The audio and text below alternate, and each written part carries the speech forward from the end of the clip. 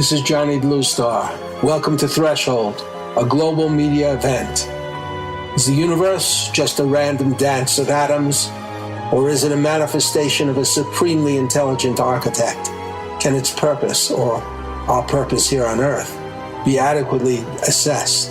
Can we commune with it, know its intentions, cooperate with its direction? Here, we define threshold as a gateway state of awareness, allowing mankind to cross into a place of real cognition. Threshold allows us to approach questions of higher reality through the door of experience, rather than mere belief. Welcome to Threshold, where we tear away the veil from commercial media, bringing our audience and participants into another realm of reality and enhanced communication.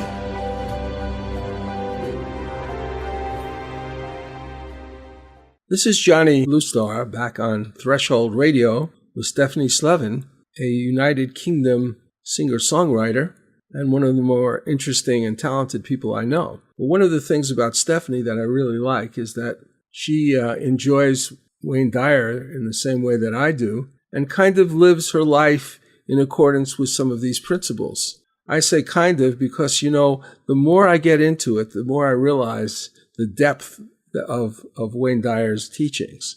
Right now, we're working on a video and a book called The Power of Intention. We're on part 2. In YouTube, you can find part 2, The Power of Intention by Wayne Dyer, and listen to it, and of course, you can get his book. I found them both very, very interesting. I don't think reading and looking at a video is the same thing. There's more contemplation involved, I think, sometimes with a book. So, Stephanie, you've gone through this, right? Yeah. And what is your general impression now of the Power of Intention discussion? Oh, I think it's great, and I love the things he says and the way he looks at things. And because I'm being led by the Spirit now, I can connect to a lot of things that he's saying. And he says you look at things differently, and you'll see things differently, and that's very true. I actually wrote this little thing. I put you see a homeless man, a drug addict, begging, laying on the floor. Stop. Don't pass by. Look a little closer. You'll see a whole lot more. And that's what he's kind of saying as well, Definitely. He is. And he's talking about how readily we will dismiss somebody who's homeless or begging or needs something from us without even looking or smiling or caring for a minute, or even just sending them a silent blessing if we don't feel we can do anything. I know sometimes we're on the highway with my wife and we see somebody begging, and it's just no way we can get over to them. But at least we can pray that they get some help. So, yeah. I've always had a special connection to the homeless because I remember my grandfather, when I was taken away from him, he was a very well-dressed man, very well-spoken man, and he became disheveled and he didn't care about himself anymore, and he used to walk the streets waiting at the bus stops for me to come back, which I never did because I was just a child, and people thought he was homeless. And so I've always had this empathy for the homeless people because of that, I look at them differently. So there's a little story in this video where he's trying to, he's dealing with somebody who is probably homeless and begging, and he just walks away, and he starts to think about it, should I have done that? So he starts to chase after this guy, and finally finds him. He has to go into a building and finds him downstairs, and he's disheveled as before and really looking bad, and he gives him just some random change that he had in his pocket. And the guy just completely breaks down with joy and gratitude for what he did, as though he had, done something miraculous for him. And in fact, he probably did. But he was thinking about how much joy he gave to this man by something that cost him almost nothing except a good intention. Yeah. Because you see a lot of people, I've seen homeless people, and a lot of people walk past, and I've actually, when I've given them things, I've had people say bad things to me. Why are you giving those people money? They're low lives, this and that. I say, it's my money, I do what I want with it, and I don't like when people say that about other people. You have to look at things differently to see what's really going on.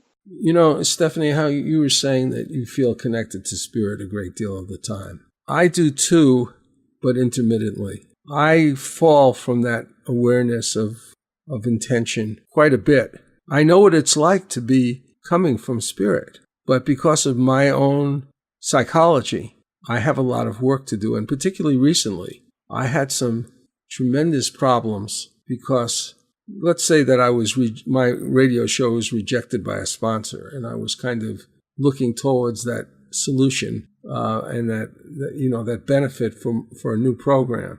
And this threw me off considerably. I kept saying, I'm not really angry. I'm not really angry, because anger has always been a tremendous problem for me. But then I started to listen to Wayne. And when I did, he started to talk about judging other people. And I realized, I know this sounds stupid, Stephanie, but I realized that I could be judging a person very harshly and not really be angry at them. But still, that judging of another person, I felt was cutting me off from source. And so when I started to listen to Wayne, and he was talking about the dangers of judging other people, I realized, I've disconnected myself from anger sometimes, but I have not at all disconnected myself from judging people. Can you explain that to me?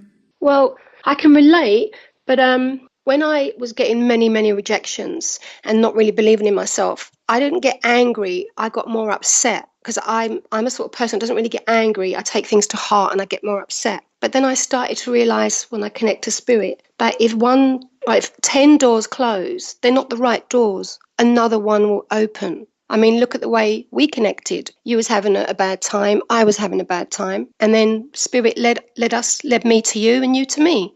So I don't think there's any reason to be angry. I just pray all the time and I just keep myself calm. But as I say, I've never really been an angry person. I've more been upset. But I'm not upset anymore now when I get rejected. I just know that's not for me, and I'll carry on, because God opens doors no man can shut. So I'll just wait until the right door opens and I'll just keep going. So in my opinion about myself, I'm an angry and upset person. And I got rid of a lot of the anger, not all of it, but a lot of it. Well, I wrote a little quote for you.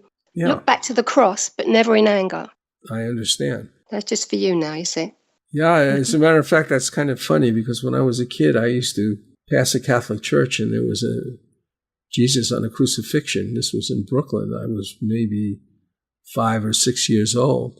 That always upset me. And when I see anything like that, like I just saw Ben-Hur, when I see Jesus on a cross, it makes me very angry. Now, when I see Jesus on a cross, I get very emotional. I don't get angry. I feel pain and I get upset. Well, so I could say that I get upset and I get angry. Well, the thing is, I have a double whammy problem, maybe more triple whammy. I don't know. But I just realized, though, as I was thinking about the people I was judging, and that there's a negativity in judging, too. It's sort of a condemnation. It's not anger, but it's silently condemning. I realized, if I really believe in what Dyer is saying, there's a certain perfection in even that, even things that seem to be going wrong, or people who seem to be off base in some way. This is where they're at. Can I accept them without being negative about it, without condemning them? I guess that's my question. Well, I guess when we're angry with other people, or we judge other people, we're actually angry with ourselves and judging ourselves, maybe, Yeah, I know what you mean. Well, one of the things that I wanted to discuss was Dyer's 7 Faces of Intention. I think that would be very interesting to go into. He feels that there are certain discrete components of intention. Now, let's just go, before we take our break and just start to discuss this, let's just go over one thing. Dyer does not think of intention as the kind of brutal will to push through every challenge and every possibility to get something done. Not an act of pure brute will, but rather the opposite, that there is a field of intention that is basically connected to source. It is source. And source is sort of an energy field that has produced everything in the universe, but is in itself essentially good, essentially righteous. And by connecting to source, you get the chance to manifest yourself in a very perfect way. And so again, it's more like submitting yourself, identifying with, communing with, becoming one with source that gets you something. And that is the connection that he's looking for, and that is the intention that he's trying to promote. And we'll be right back. Here's a song about faith. It was inspired by the life of boxer Hurricane Reuben Carter, whose cause became super famous because of Bob Dylan's song and a movie based on his life. Now here, Stephanie's song was written after his release, but based on his act of faith while in prison. He said, "Hate put me in here, but love will bust me out." Framed for a murder I didn't commit. Was good with my hands, knew how to hit, but I didn't kill anyone. I used to paint a pretty picture till they put me in the frame. I was a damn good boxer, Hurricane was my name. For what's out of the mind, yeah, well, it's in the courtyard. My gloves may be off now, but I'm still fighting real hard. And hey, put me in here, but love's gonna bust me out. You might not see my lips moving, but you'll hear my heart shout that hey, put me in here, but love's gonna bust me out. I could have won the title, they didn't want me to be a sir. White folks destroyed my life, evil thoughts they did concur. For they hate put me in here, but love's gonna bust me out. You might not see my lips moving, but you'll hear my soul shout that hey, put me in here, and love's gonna bust me out. I float like a butterfly, and I sting like a bee. I think I was kind of an idol to Muhammad Ali. He knew that hey, put me in here, and love's gonna bust me out. You might not see my lips moving, but the Lord heard me shout. For Lazarus came calling, he was a sign from the sun. He knew I was innocent, I never carried no gun. And that hey, put me in here, but love's gonna bust me out. You might not see my lips moving, but the Lord heard me shout. He knew that hey, put me in here, and love's gonna bust me out. Thank you. Now we're back with Stephanie Slevin and myself, Johnny Bluestar, on Threshold Radio, discussing part 2, which is called The Power of Intention by Wayne Dyer, which you can find in YouTube. And also there's a book called The Power of Intention, which is a tremendously powerful book. Now in actually the end of part 1 and the beginning of part 2, he discusses what he calls the 7 phases of intention. These are kind of remarkable thoughts. One of them, the first one, is creativity. How do you look at creativity from Wayne's point of view, Steph? Well, I think we are all creative, but to bring out the creativity to its maximum, I think you have to connect to your spirit, because there is no guidance without the spirit. And let God into your soul and he will move your hand, and if you connect to the universe, you will start to do things more and more and more and be more creative. That's what I believe. Well, I was when I was in high school, I was trying to write poetry, even before high school and what we call junior high. And my poetry was kind of stimulated by the beatniks, the beat poets, particularly Allen Ginsberg and Howe and other people of that genre, which was kind of free verse. But later on, I started to connect with the more sophisticated poets, including the neoclassical poets, like T.S. Eliot was my favorite, but also the romantic poets like Keats and Shelley. And I decided at some point as I studied the classics in high school, that I wanted to be a playwright, but I wanted to write in verse, which is very unusual. And I started to write. I went to the Banff School of Fine Arts for a summer program that's in Canada. And for the first time, I was exposed to really creative people who weren't, just thinking that the only great people were athletes. And it was kind of an interesting experience. And I started to write this play. And as I wrote this play, things came to me, Stephanie, that were like, I can't say, they were so far more advanced than anything I thought I could do. I understood them, but they were coming from a place that was so profound. Anyway, at some point, I began to be able to write poetry that seemed beyond my capacity. And it was a very unusual experience. And it seemed to be related to a certain state of consciousness. I didn't really know what a state of consciousness was back then, but I now see that I went into this place. And I could write in a way that was far more advanced than I seemed to be in a normal state of consciousness. And I relate that very much to this idea of creativity. And at some point, I became a little bit upset with this because I was looking for something more than that state of creativity that connected me to this higher ability to write.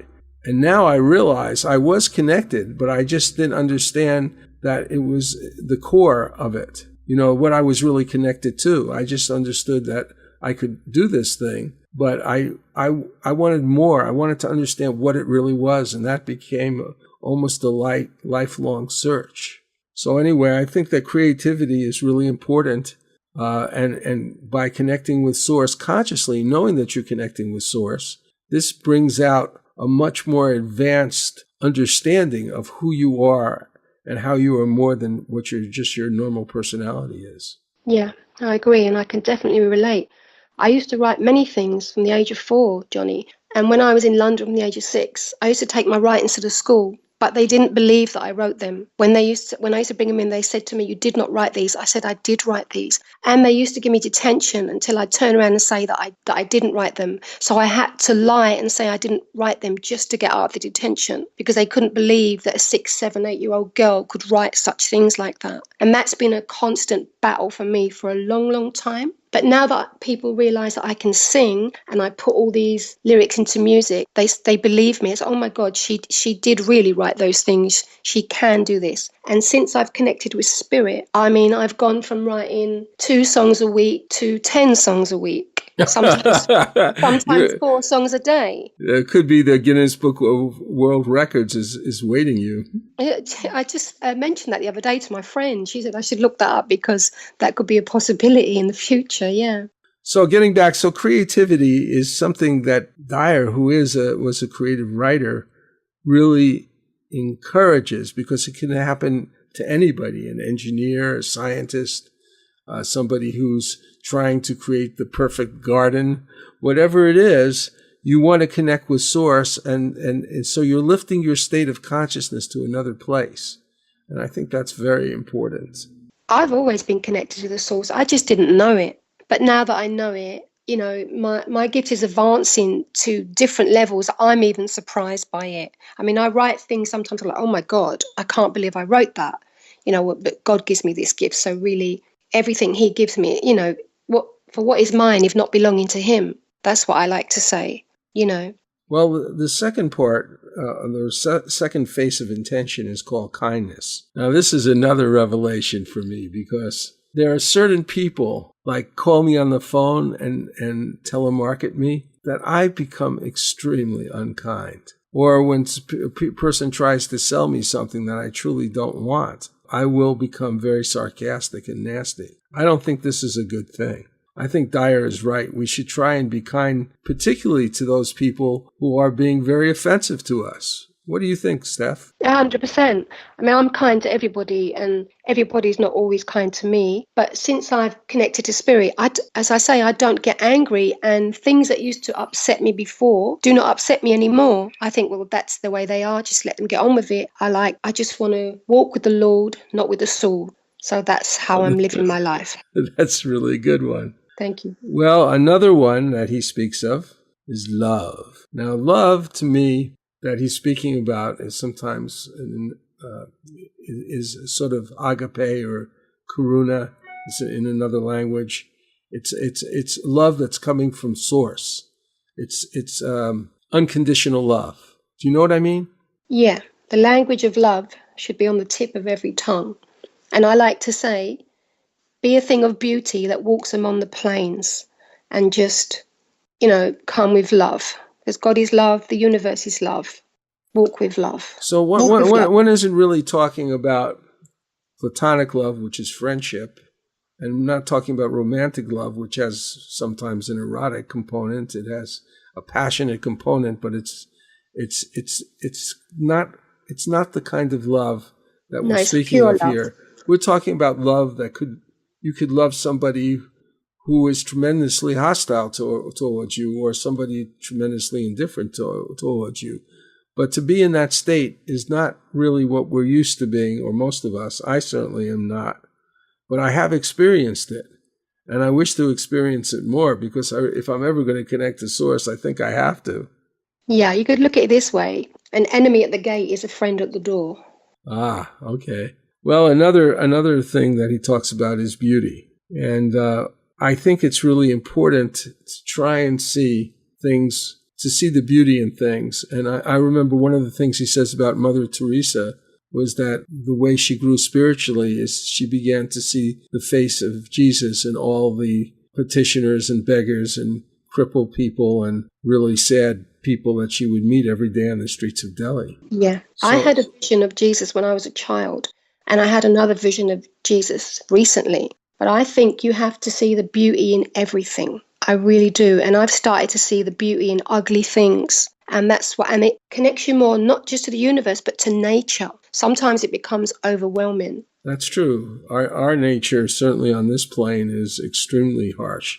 And there are a lot of harsh things happening in nature now. I'm talking about a lot of melting glaciers and rising levels of the sea, a lot of tornadoes and cyclones and hurricanes, and a lot of flooding. A lot of disasters are happening. And to try and see something there that's not just pure terror, I think might be very interesting to have that point of view. Yeah. Then he speaks about expansion. How would you explain that? Expansion, what you mean, putting your stuff out there? Well, no, I think expansion in his case, and I tell you, I'm not sure here. I think expansion means being able to see beyond what you would normally see, to do things beyond what you'd normally do. Well, I think that comes natural. The more you connect to spirit, like I said about my songs, I've gone from writing 4 songs a week. Sometimes I'm writing 8 songs a day, because you're expanding, you're growing in strength. The more you connect to spirit, the more things you are able to do, the more it will give back. Well, another face of intention is called unlimited abundance. And this is something I think I've improved a lot, but I have times where I have certain fairly large aspirations. And these desires have been with me a long time. But I also have a lot of, you might say, limited kind of thinking. So it's trying to discriminate between what's reasonable, because you're not ready to do something, and being able to envision something better happening. And recently, some really important things have happened to me, so I'm able to have a radio series and promote my books and do things that I never really could do before. And I'm very grateful for that. But I also feel like, I'm still not free of this limitation inside of me, where I don't really completely commune with the possibilities for success. Do you see what I mean? Yeah, I see. So it's a struggle. And yeah, it is a struggle. One reason I started the Wayne Dyer Experience discussion group was so that I could grow too. And this radio show is about that growth as well. Because I think the more you talk about it, the more you think about it, the better it is. And there's one last thing that we'll discuss in the 7 Faces of Intention, which is receptivity. Are you receptive? Are you waiting for the universe to speak to you? Will you listen if it does speak to you? will you be able to be receptive to things that happen to you that are maybe not so pretty, that are kind of difficult things, or people who are very, very difficult? I think that receptivity is a real important part of the spiritual path. Johnny, I've always been receptive to the universe. I've always talked to the universe. I mean, most of my friends thought I was crazy, but that's what I'm like. I've always talked to the universe, and I've listened to the universe, and it's like it makes a noise like a vibration. Sometimes you can hear it, and I know this sounds silly, but it sounds like Morse code. But I've always been receptive to the universe. And I'd just like to say quickly, I used to, when I wasn't connected to spirit, I'd blame God and say, why did you hurt my grandmother? Why did you let people hurt my grandmother like that? And now I look back and I see the things I'm doing, and out of something so ugly, I'm doing something so beautiful, because now I'm connected to spirit. I can see the beauty in the plane. And maybe there is a challenge for your grandmother and for you and for your family that needed this experience, because I've had, really negative experiences, but in dealing with them, I think sometimes I've become a better person. Oh yeah, definitely. You'll grow through it. I'm becoming a better person than what I used to be. I knew I was always in there, but I just needed to bring myself out. And it's a scary thing, because for a while there, I looked in the mirror and I didn't know who I was anymore. I didn't recognize myself. And it's been a scary thing for my family of all the changes, but they're starting to adapt now. So good things are starting to happen. That's really great. Well, we're going to take a break now, and we've dealt with the 7 faces of intention, and now we're going to deal with the Dyer dozen. We'll be right back. Here's a clip of a song composer Edgar Ahrens and I wrote for Hadley's Castle, an album we've been working with singer-entertainer Patricia Welch. We must have known this place before, where waves crash cruelly on the shore, and wind carves out remorseful rules in deep shadows on silver dunes. I know your touch, your smell, your glance. This could not be some trick of chance. We whirl around this windswept beach, entranced by love beyond our reach. Your kisses never die. They live inside of me. They linger on my lips, like some familiar mystery. Your angel's touch has giant wings that beat against the sky. Your kisses live inside of me, in spite of me. They never die. They never die. This is Johnny Bluestar back with Stephanie Slevin, a UK singer-songwriter who I believe understands a lot about being connected. And if you heard as many songs of hers that I have, very diverse, very interesting, sometimes very strange, you would understand why I asked her to join me in discussing the Wayne Dyer experience, particularly focusing on the power of intention. And right now we're going to discuss the Dyer dozen. There are 12 of them, obviously, if there are a dozen. And the first one is called Want More for Others Than You Want for Yourself. I find that kind of difficult. What do you make of that one? No, I've always wanted more for others than what I have for myself. I mean, even though I'm doing this for myself now, my music, I did it like for my grandmother, because I want her to have a voice. She was a beautiful person and she deserves to be heard. And I'm doing it for my family.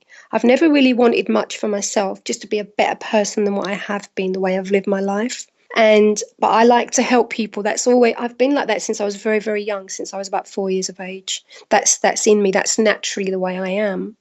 Well, I always find it, I think that I'm selfish in some way. I think I have felt this sometimes, but I'm always feeling there ain't enough for me. And this is something I'm trying to overcome. When you feel that way about yourself, you have a hard time feeling that way about other people too. But I also feel helpful sometimes, and I want to help people and give to people. But there is this part of me that I'm trying to work around or dissolve if I possibly can. Then the second one, this is a really interesting one. Think from the end. I recently had a need to do this radio show and books and a lot of things that I wanted to do. And suddenly it arrived. That ability arrived. And the interesting thing is that I went ahead and did exactly what I had envisioned of.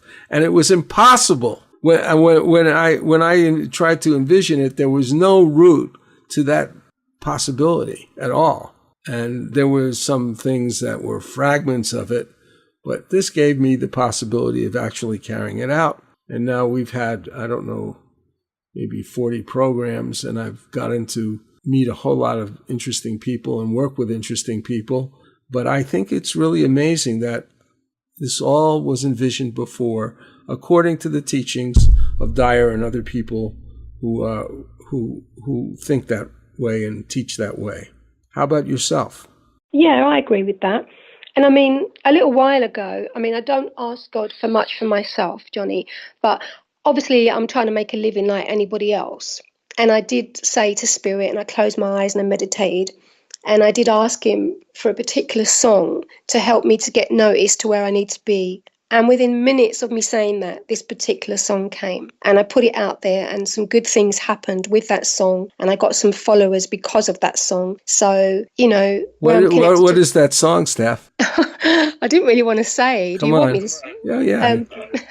The Walking Dead. Oh, I thought it was another song. No, it was that song, because I'm trying to take my music down a certain path. And I said, even though I know that God gives me good songs, I said, please, can you give me a song to impress certain people? Because I didn't get a song while watching this particular show. And then as soon as I said that, within minutes, that song came. And I knew he'd answered me. And I felt like at least he only did that because I'm going on the right path and I'm doing the right thing. So I feel like I was rewarded. Well, the next part of the Dyer doesn't.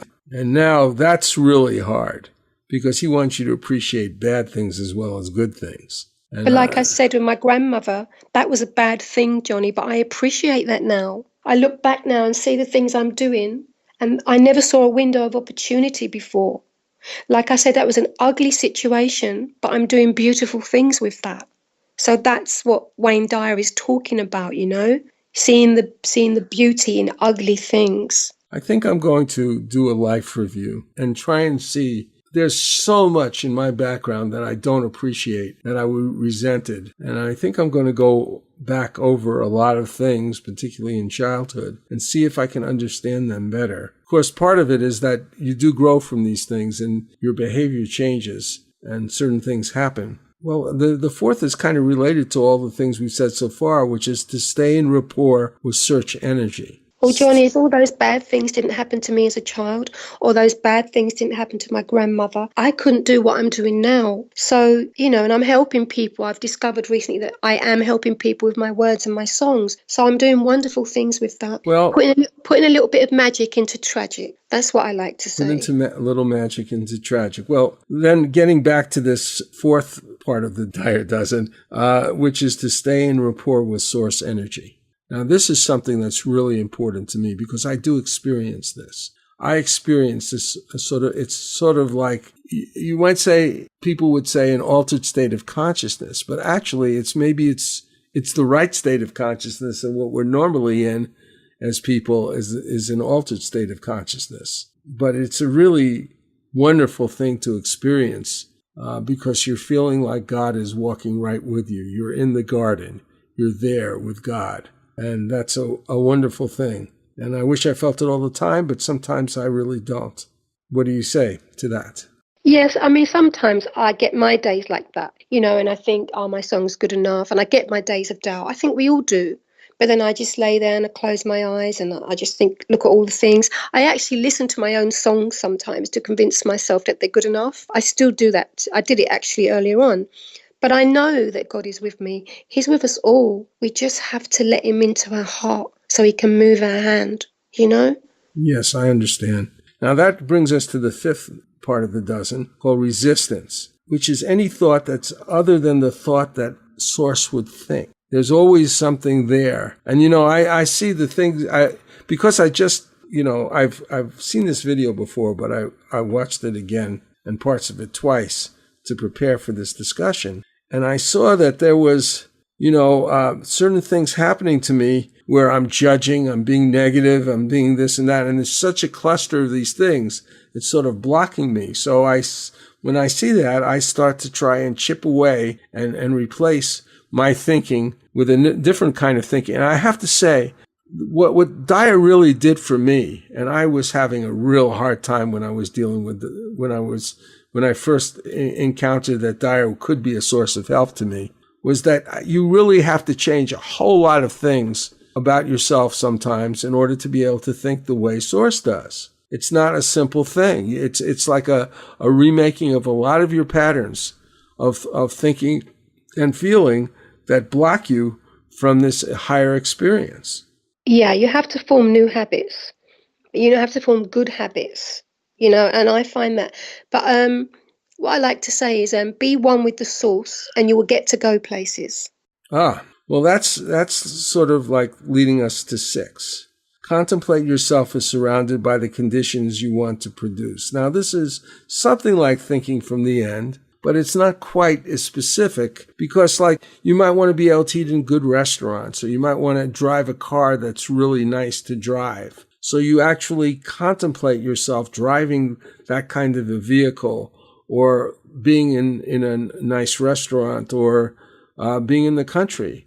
I found that recently that I'm taking sort of regular walks in a certain nearby woods. And this is just absolutely renews me. And when I before that, I sort of desired to do this, but I didn't know where to do it. And I would think about how more comfortable I would be if I could be with nature.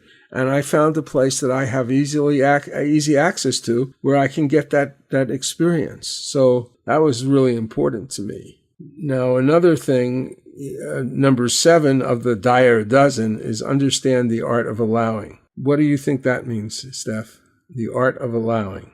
Well, you have to allow the spirit to enter you, to connect with you, not fight against it. For years, I heard this little voice telling me I could do things, but I listened to all the negative voices surrounding it telling me that I couldn't. And now I listen to that one little voice and I'm allowing myself to go forward. I'm allowing myself to put things out there. I think that's what he means. I think that's one part of it, but another part of it is to allow, like you're trying to sell something, or you're trying to connect with someone, but you're afraid to do it because you're afraid of the rejection or something that will happen as a result. And I think that is really important, to allow yourself to face things like that, or face negative people without retreating totally. Try and deal with situations positively if you can. Now, another thing, number 8, is practice radical humility. I don't think I'm too good at this one, even though I have every reason to be radically humble. What do you think? Yeah, to be honest with you, Johnny, I've always been like a down-to-earth person, and I don't have to practice doing so many things because they've always been in my nature to be like that. But yes, I was very upset about all rejections, but I don't get upset about things like that anymore because I just know it's not meant for me. That's how I look at things, and that's how Wayne Dyer looks at things. So I've started to look at things that way. He's very inspiring, Yes, he is. Now, here's another one that I have trouble with. Be in a constant state of gratitude. because there's so many things that upset me still. And I just, he's not saying be grateful for all the good things, be grateful for some of the bad things. Whoa, I don't know about that one. That's really tough. But well, back to my grandmother and my childhood. I'm actually, like I say, I now see it different. I see those things happened for a reason, so that I could go forward and, help people and make a lot of good come out of something so bad. So I know it sounds strange, but I'm actually grateful for the bad things that happened to me now. I never was in that place before, but I'm in that place now. Relating to that, there's another number 10 on the Dyer dozen, is you can never resolve a problem by condemning it. Whoa, again, that is a tough one for me, because I get really mad when I can't resolve something, and I just get mad at that it exists. I wish it didn't exist. We're kind of the opposite there, Johnny. Like I say, I get upset with things. I don't really get angry with situations. If I can't solve something, I just get more upset. Or I say, please God or please angels, help me with this. That's the kind of person I am. I've always been that way. Well, I would say that I'm more likely to curse everything connected with that problem rather than resolve it in any other way. I can get really, really upset. And again, I know I have to do something about that, but it's a long checklist, Seth. Very long checklist. Yeah. Then play the match game, and that's, are you matched up with the energy of source when you're doing something? Well, I just came to the conclusion prior to this conversation that I really wasn't matched with source, and I've been trying to disentangle it. And of course, getting back to Wayne Dyer helps me disentangle it. Just a incredible blessing. I am grateful. I am appreciative of what Wayne Dyer does do. Another thing that he said, the 12th of the Dyer dozen, is to meditate.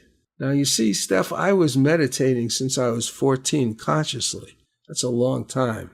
I won't say how old I am. I'm in a certain place where perennial youth is definitely something I'm grateful for, or will be. At any rate, meditation itself was an attempt to connect with Source. I didn't do very well for a long time. And then at one point, I started to connect with certain other states of consciousness.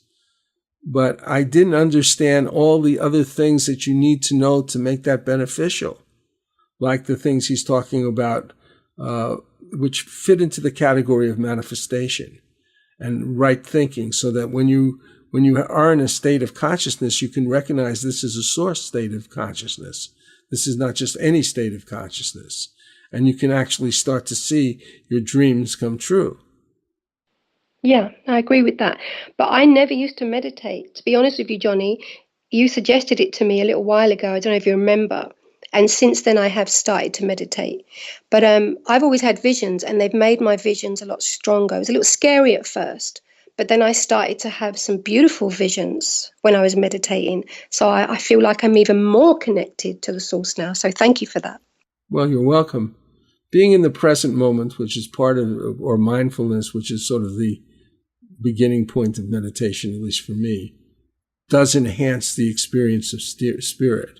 So just being able to stay in a room and maybe hear the noises around you, feel the air conditioning or the breeze on your arm, experience your breathing or your heartbeat, all these things root you in the present moment and make you more receptive to spirit. At any rate, Steph, we're going to have to go now because it's over with. But I want you to just tell us a little bit how people can actually connect with your music. You mean where they can find it? Yes. They can find me on Reverb Nation or YouTube, or I'm on Twitter at Steffi_Halo. You put my name in Google, Stephanie Slevin, and usually it comes up with all my music. Yeah, you'll see me. Put it in search in YouTube too. Yeah, and then it'll just come up and it'll show you all my videos and all my music. Yeah. And of course, there have been, if you go to Threshold Radio, you go to YouTube, you put Threshold Radio and your name, or if you go to thresholdradio.com and search for our shows, you're going to see several hours of talking to Stephanie, but these hours will be accompanied by her music. So I thank you for today. This is another wonderful experience with you, and I hope the people in the in our little group, the Wayne Dyer Experience, will get something out of this, and we hope to have some programs where we can actually talk with them about their experiences. Definitely. Thank you for having me back on the show. It's a pleasure. Thanks, Steph. Bye-bye. Bye-bye. For those of you interested in discussing the subject spoken about in Threshold Radio, I have 2 LinkedIn discussion groups, the Wayne Dyer Experience, which permits members of LinkedIn to discuss the books, videos, and teachings of Wayne Dyer, and the specifically Threshold Radio group, which deals with the topics featured on Threshold Radio, a program that looks at political, social, and personal issues from the standpoint of self-empowerment and manifestation. We will be going out with a song from Patty Greer.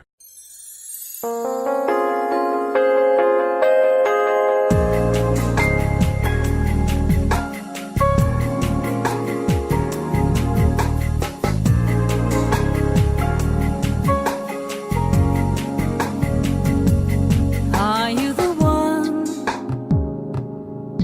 gonna set my heart free? Are you the one gonna take me? Baby, now I know my heart, and I feel these feelings. Do you really wanna know?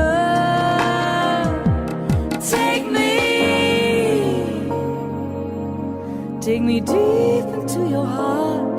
Show me. Are you the one gonna dance me round till the morning comes? Are you the one gonna let me be your only one? Show me tricks that I've never seen. Let me be the queen of your life. Right now, take me deep into your heart. Show